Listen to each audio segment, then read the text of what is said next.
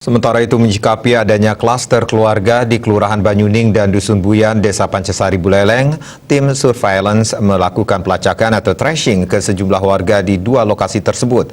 Bahkan ratusan warga harus menjalani tes rapid antigen.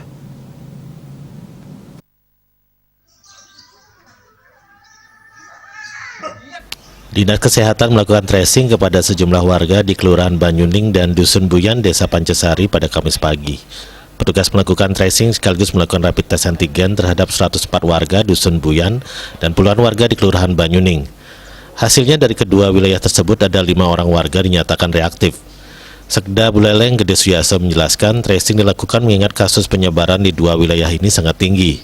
Di samping adanya klaster upacara dan keluarga, kesadaran warga juga dinilai sangat kurang terkait prokes. Gede Suyaso menambahkan bahwa tracing akan terus berlanjut dilakukan secara menyeluruh serta menunggu hasil swab tes pasien yang reaktif. Pihaknya berharap dalam 2 minggu ke depan keadaan di Dusun Buyan dan Kelurahan Banyuning bisa membaik tanpa penularan. Rapid antigen 104 orang. Dari 104 orang ada yang positif 4. Bukan positif, reaktif 4. Sehingga dilanjutkan dengan swab. Nanti hasil swabnya akan lihat besok hasilnya, ya. Mungkin malam ini keluar, tapi besok disampaikan. Kemudian yang di Banyuning dan Puskesmas itu ada 1 di Banyuning, ya, yang reaktif. Dari berapa? Ya, dari 10. Karena sebelumnya sudah sempat mereka 50-an kan. Nah, tadi yang di BTN Banyuning ada 10, tapi yang reaktif 1. Habis artinya Pak. Tapi ini enggak, kita berkembang lagi, sempat sampai ke Jalan Surapati tapi masuk Banyuning juga kan itu.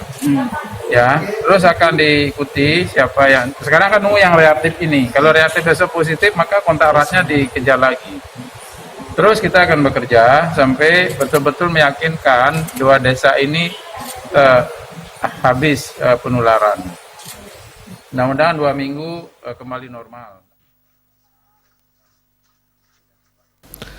Menyikapi kondisi ini, pemerintah Kabupaten Buleleng mengeluarkan surat edaran terkait pengetatan aktivitas di dua wilayah tersebut. Komang Yuda, Bali TV.